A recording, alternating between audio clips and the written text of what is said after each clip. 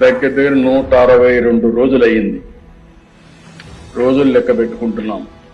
ఎందుకంటే అనునిత్యం బాధ్యత ఉంది మన మీద.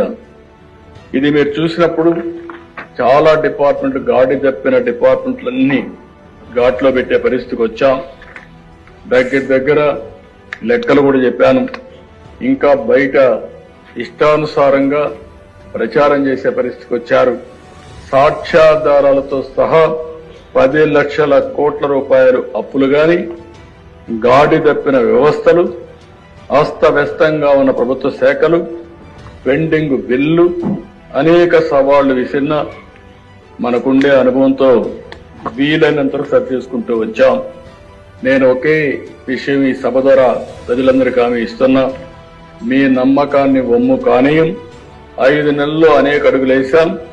ప్రజలు ఒక నమ్మకాన్ని క్రియేట్ చేశాం. సంతృప్తి